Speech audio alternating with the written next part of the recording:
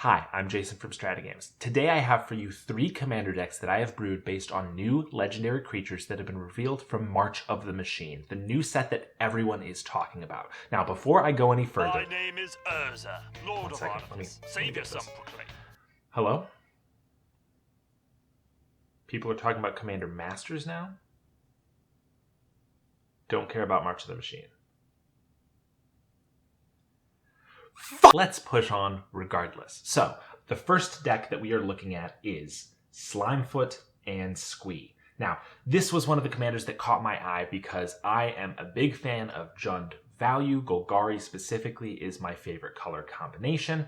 And the fact that Slimefoot and Squee not only reanimate themselves, but key another creature when you use their ability seemed really interesting to me. It's Reanimator, but it also cares specifically about Saprolings, so we get to use a lot of those old fungus cards. So the first thing we're going to have to do is make Saprolings. Of course, they make their own, but what happens if they die and you've already used up your Saproling in another way, or it was killed at the same time, perhaps with a board wipe? Well, we have ways to make more Saprolings. Now, this is not every card that makes a Saproling. There are way too many of them, and frankly, a lot of them are not very good, but we do have some cards that are going to give us some value. Fungal Rebirth can regrow a card from our graveyard.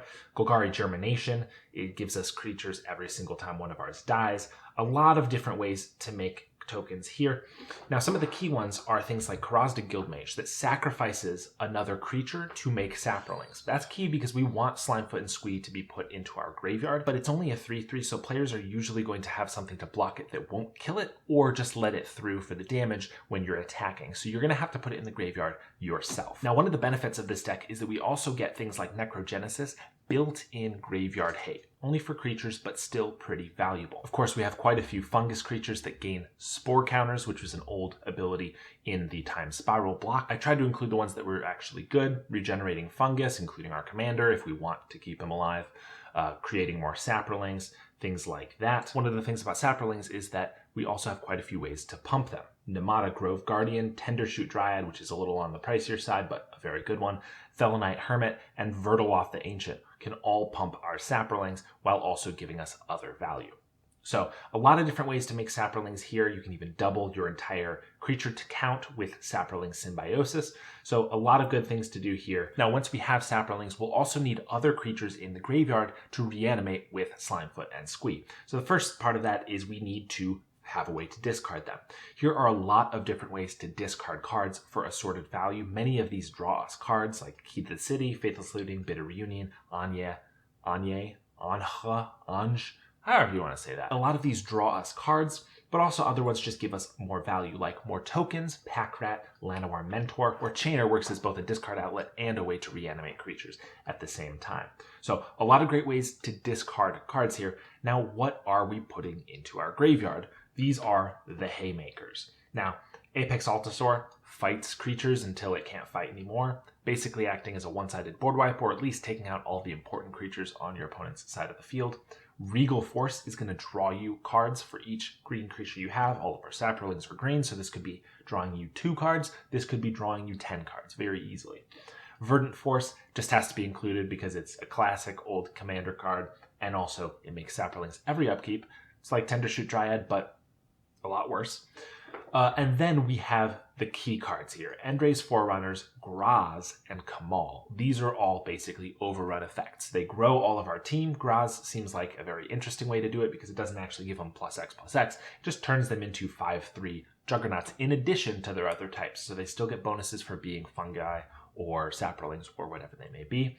But this is going to probably add about 4 power to each of our creatures. So reanimating one of these guys and then swinging in with a boatload of Saprolings is going to be the main way that we're planning to end the game. But seeing as we're already discarding cards with all of these cards up here, we might as well take advantage of that in other ways. So we have a few discard payoffs. Archfiend of Ifnir basically acts as a very slow board wipe for all of your opponent's creatures, which is fantastic. Every time you discard a card, they get a little smaller. Bone Miser gives you assorted value, more tokens if you're discarding creatures that you want to be reanimating, but also can get you more cards or mana. Dying to Serve makes more tokens as well. Raven Man makes tokens, and that's even if you make your opponent discard, so he can get you tokens even if you're not the one discarding cards. And Faith of the Devoted can drain out the whole table. Now, even though our commander reanimates creatures, I like to include in most of my decks an extra redundancy for my commander, just in case it gets oublieted or imprisoned in the moon, or maybe it just gets killed enough that it's too expensive to bring back, or in this case probably exiled, because we will be happy to have it die several times. But the ones that are here are the ones that are going to synergize with our deck a little more. Dread Return is great because you can flash it back with sacrificing creatures, of which we're going to have several. And then Torrent of Souls can also act as a little bit of an anthem for our team, pumping all of our saplings by 2 power and giving them all haste in case we've played anything else. So those can be very powerful cards. So, card draw. We got Fungal Plots, Psychotrope, Thallid Soothsayer. Those are our key fungus and sapling card draw engines. Very flavorful, but because we are going to have tons of saplings, we also can get Species Specialist and Pact of the Serpent, naming saplings most times. Maybe every once in a while we'll want to name fungus or something like that, seeing as every time our commander will die with Species Specialist, we could get another card draw. Idol of Oblivion is going to be triggered a lot, seeing as our commander gives us one every time it enters or attacks, but also we just make a lot of saplings, and it's very easy to do so. So this is going to be a lot of card draw, and it can make a big creature in the end game if that's what you want to do. I said I don't include staples a lot. I will say Painful Truths goes in almost every single black and 2 other color deck that I play, because I have yet to find a better burst card draw spell that works under any circumstances. There are definitely ones that can work better in certain decks, but Painful Truths, 3 mana, 3 cards, 3 life, not that big of a deal, is just fantastic. Now, seeing as we're reanimating our creatures, Phyrexian Dragon Engine, brought back with Slimefoot and Squee, is going to discard our hand and draw 3 cards. We don't even have to unearth it, which means we can keep having it die and keep getting it back for tons of value, which is fantastic. And then Plumb the Forbidden draws us cards for each creature that we sacrifice, which could be a lot of saplings, and another nice way to put Slimefoot and Squee into our graveyard. Moving on to our removal, we got Artifact Mutation. Canker Bloom acts as artifact and enchantment removal, and the Proliferate may be relevant because we do have quite a few of those spore counters and a couple ways to put plus and plus 1 counters on things. Lightning Axe allows us to discard a card. Terminal Agony, if discarded, can madness for cheaper. Voldaren Pariah can sacrifice 3 creatures to transform and make our opponents sacrifice 3 creatures, and can also be madnessed. And then for board wipes, Chain Reaction and Blasphemous Act. Blasphemous Act, just the best red board wipe. Honestly, probably the best board wipe in Commander. But Chain Reaction, honestly, I was trying to make these decks a little budget friendly. Chain Reaction, with as many creatures as we're going to be pumping out, is going to act as a damnation in most cases. And honestly, this is only 2 board wipes in a deck. Maybe you want a few more than that, but seeing as we're a creature deck, even though we do like creatures in the graveyard, I didn't want to go too overboard with board wipes, and I've also been wanting to cut them back in my decks a little bit anyway. So you put more removal if you'd like, but this is where I'm at. And then we get to ramp. Now, our ramp is very light here. Soul Ring, Arcane Signet, a couple mana dorks. And that's because our commander is only 3 mana, and a lot of our key creatures are only 2 mana. So we don't want to be ramping on turns 2 and 3. We want to be playing out our creatures. I don't want to be playing a Cultivate on turn 3. I want to play Squee, and then I want to sack him, and then I want to discard a card, and I want to bring back an Endraze Forerunners on turn 4 or 5. That's the game plan, and so I don't really feel a need to include an exorbitant amount of ramp. If you want to include more, go for it. I usually, when I do this, I try to include more lands, closer to 40 than like 36 or 37. And I may have actually missed that here. It looks like I have 37 lands. But I've really enjoyed being a little more careful with what decks I put ramp into. It's not that I'm taking all ramp out of decks, and it's not that there aren't certain decks where I want to ramp a little more. In fact, I'll show you in one of the next deck techs that I do have quite a bit of ramp, but this one just didn't feel like it needed it. And then for your mana base, you just include what you have. If you want a budget mana base, do that. If you have shocks and duels and fetches, go for it. But I did want to call out a couple utility lands that are going to be very helpful in this deck. Drownyard Temple is a card that we can pitch to any of our discard outlets and then basically ramp with it by putting it onto the battlefield if we want to do that. And then Gaia Reach Sanitarium and Rixmati are lands that give us a way to discard cards. This deck looks really sweet. I may be looking into building this deck as I do love Jund and love a good Immortal Fungus Goblin. The next one up is Yargle and Multani. Of course, I had to build a deck for this combo. 18-6, the highest power on a printed Magic card to date. Yes, Mirror Age is still bigger, but that's a token, not a card. So Yargle and Multani, vanilla commander, but it's only 6 mana for an 18-6. Just insane. What are we going to do with Yargle and Multani? Obviously, we want to be attacking. That should not surprise anyone. It's enormous, and you only need to pump its power a couple to do lethal commander damage. The first thing we need to do if we're going to be attacking with our commander is giving it haste. Now, since it's 6 mana on the higher side of our curve, we want to make sure that it doesn't cost any additional mana to give it haste when it enters. So that's why we've chosen Crashing Drawbridge, Hall of the Bandit Lord, Lightning Greaves, and Surak the Huntcaller to give it haste. Obviously, you can put in your Swiftfoot Boots, you could put in a bunch of other things, but even one additional mana is going to set back how quickly this giant creature can be attacking, and that's just not what we want. We want him to be attacking the moment we get him out, and we probably want to get him out a turn or two early if possible. So these are the ones that I've gone with. The next thing that we want to be doing is we want to make sure that our damage is getting through. This is our evasion. Now, a lot of this is going to be trample, because if they block with the 1 power creature, we're still going to hit them for 17. But we also have a few ways to make it unblockable or pseudo-unblockable. So first, the cards that give trample. Charge Through, just a cheap cantrip that's going to get the job done for just 1 mana. Garruk's Uprising is going to draw us cards as well as give all of our team trample. Glorious Sunrise is also going to draw us cards while giving trample, so that both of those are very powerful.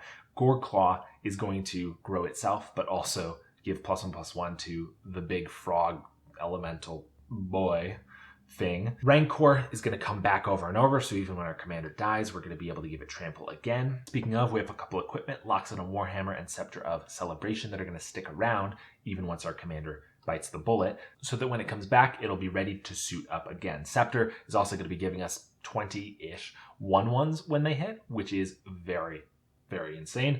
Thunderfoot Baloth grows our whole team, which is very nice. And then a couple ways to make it unblockable in other ways. Canopy Cover provides some protection while essentially giving it flying on attacks.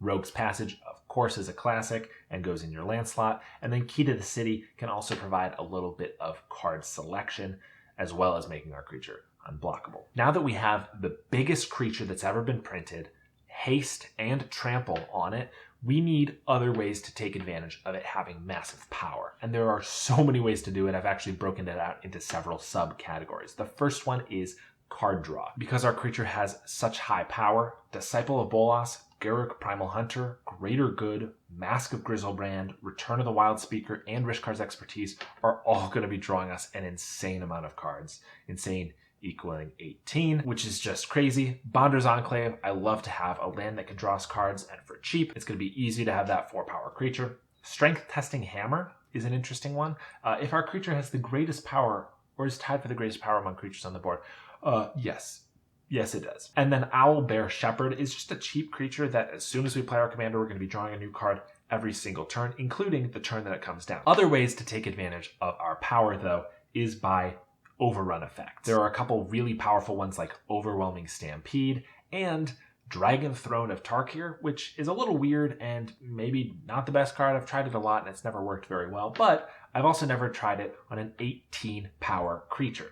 So it does give Defender, which is a little silly that our giant creature can't attack, but it's going to grow the rest of our board so massively that it might be worth it. And to make sure we have a big enough board to take advantage of these cards, taking a page out of Slimefoot and Squee's book, Fungal Sprouting is going to give us creatures equal to the power of our biggest creature, and then Tend the Pests is going to do the same, though we have to sack the creature to do it. This is definitely more of a, in response to a removal spell, I'll make 18 1/1s. But these are very powerful ways to get a big board. We also have a couple ways to make mana equal to the power of one of our creatures. Ruthless Technomancer has to sack the creature but gives us treasures equal to that power. Tanuki Transplanter is going to give us that mana every time that creature attacks. And Traverse the Outlands searches for that many basic lands, which does mean we're going to want to play at least 20 basic lands in this deck. Seeing as it's 2-color, we can get away with that pretty easily. And since we're going to have all of this mana, we're going to want a way to spend it. Exsanguinate is a very classic one, just to kill your opponent, but also Genesis Wave for 18 or whatever to just get a massive board is probably going to secure the win for you pretty well too. And we're not done with the benefits for a giant power. We have a miscellaneous category. Death's Presence is going to give the power of a dying creature to another creature to continue that 18 power somewhere else. Fight Rigging is going to grow our creatures every single turn just a little bit, but also give us a free spell that we can cast.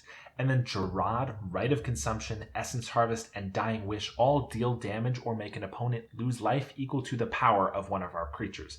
And when that's 18, it's worth a card. Essence Harvest for 18 damage to an opponent and you gain 18 life is insane. Though you do need to be careful with Essence Harvest and Dying Wish that you're not getting 2-for-1 by having someone kill your creature in response. Like I mentioned with Slimefoot and Squee, I do like a little bit of redundancy. In this case, I just want some other big creature. Just in case our commander gets taken care of in some way that we can't deal with, we want other ways to take advantage of all of these big power cards. Because of that, we have Ambitious Dragonborn and Miming Slime, which are both going to make us a creature as big as the greatest power among creatures we control for really cheap. Champion of Lambholt acts as another evasion source for small creatures and also can just grow to be its own threat. Dina allows us to sacrifice a creature to take on that creature's power for a turn. Again, really nice in response to a removal spell. Freelance Muscle is going to grow equal to our biggest creature. Geode Golem is a nice way to cheat out our commander, especially if he's died a couple times. Galta is going to cost 2 mana for a 12/12 trample most of the time. And then Paleoloth is going to make it so that every time we play a big creature, we're going to be able to regrow another creature from our graveyard, meaning the cycle will just not end. Moving on to ramp here. A lot of the ones I have here are pretty generic and some of the same ones that I had in the last deck. That's because in this deck, you do want a little bit more ramp. We definitely want to get our commander out as fast as possible, but we also only want it to be really played on turn 1 or maybe occasionally turn 2 if we get some extra value off of it, because we already have some valuable 2 and 3 drops that we're going to want to be casting, so we don't want to be playing these too late. Gyre Sage is a nice one because it's going to grow every single time we play one of our other big creatures, and our commander's always going to be bigger than it, which means in the late game I might be able to tap for 2 or 3 or 4 or 5 or 6 mana. Then we get to our removal package. The coolest ones here are Monstrous Onslaught, which is going to allow us to deal 18 damage divided as we choose among any number of target creatures. This one is absolutely insane. We do also have Nature's Way to give trample to our commander while also taking out a creature along the way. Ram Through to do the opposite, where if it already has trample, it's going to give us extra value. You know, if we've given it trample with Rancor, kill a 2/2, and then deal 18 damage to that player's face, going to be absolutely insane. Roar of Challenge is going to make all creatures have to block it, and then also give it indestructible, which is just crazy good. It's going to essentially wipe one of our opponent's boards. And then we do also have Inscription of Abundance to gain 20-ish life. Infernal Grasp is just a nice removal spell. Gaze of Granite and Deadly Tempest are board wipes. Gaze of Granite, we mostly have a little more expensive creatures other than like our ramp creatures, so we won't mind our small creatures dying quite as much.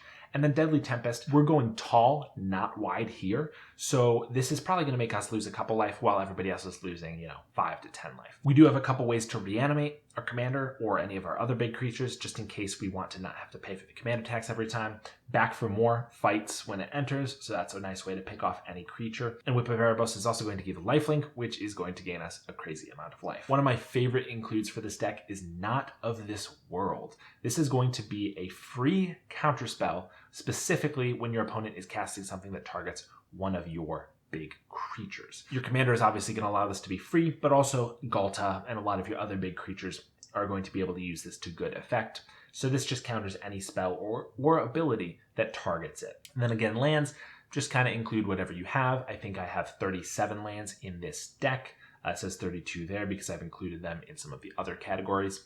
And then utility lands, Mosswart Bridge is just going to get you a free spell very easily, so it's always a nice include. It looks really cool. Yeah, it's a vanilla commander. Yeah, it's going to be insane. I'm looking forward to seeing it out in the wild. And the last commander that we're looking at today is Omnath, Locus of All. Of course, people have been going crazy over this one. 5-color Omnath. It's been a long time coming, and it's very exciting. Personally, I don't love WUBRG commanders because there's too much that you can do with them. And because they're 5-color, they have to be so generic because they don't get to do all of the really fun things that a certain color combination get to do often. So, not to be a hater, it's not my favorite. So, I wanted to impose some restrictions on myself to make the deck a little more interesting so that I wasn't drawing from a pool of every single card that's ever been printed. And so I put 3 restrictions on myself to build this deck and make it interesting. The first one is that all non-land cards in the deck must meet the condition on Omnath's second ability. That means they have to have 3 colored pips in their mana cost. No exceptions. And then the second restriction makes perfect sense seeing as I implemented that first restriction, which is let's put Karuga as the companion. Everything already has to have 3 pips, which means it has to be at least 3 mana, so might as well get a free Karuga as well, right?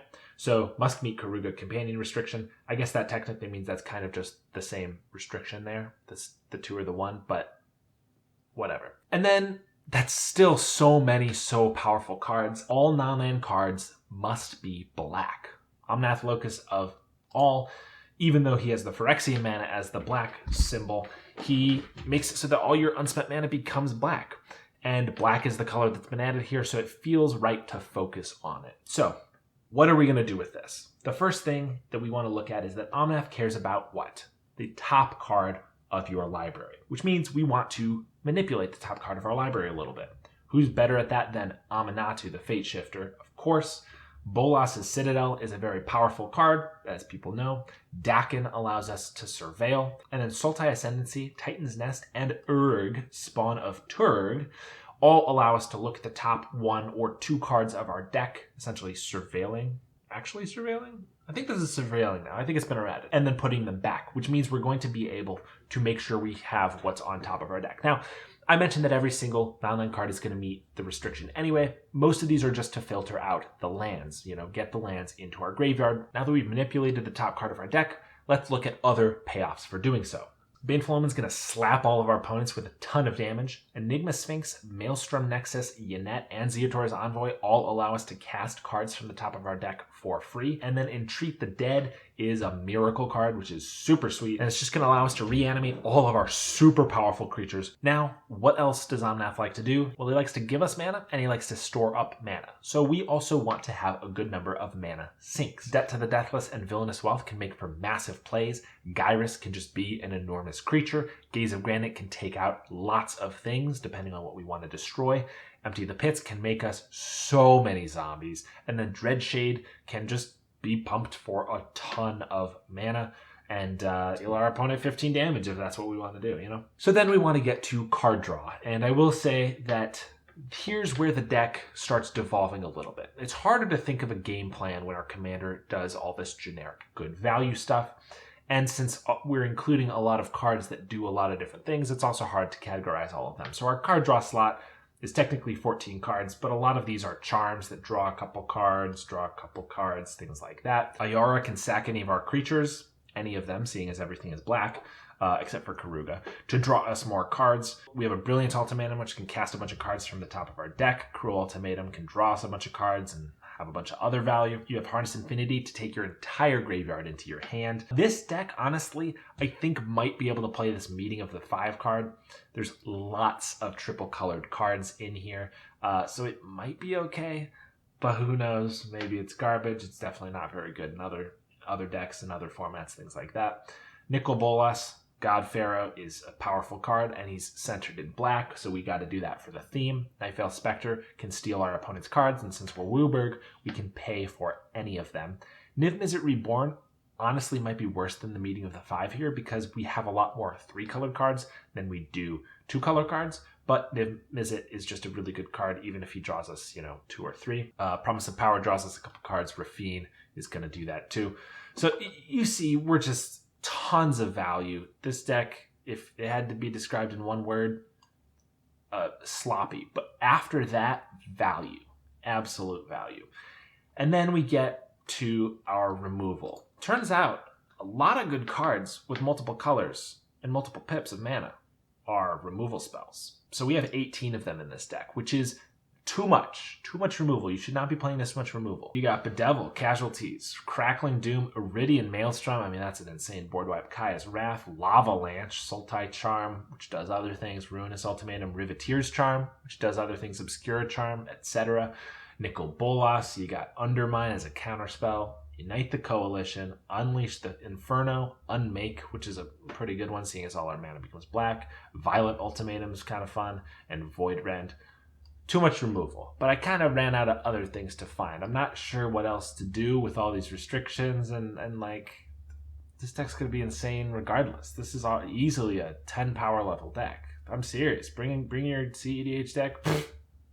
Too much value here. Can't deal with it. And seeing as we have nothing cheaper than 3 mana, and also we have 5 colors, and also I was kind of operating under the pretense that this was a budget deck, kind of like the others, I threw in some cards to get help with your mana to fix a little bit. Death Sprout is another removal spell, but can also fetch a land.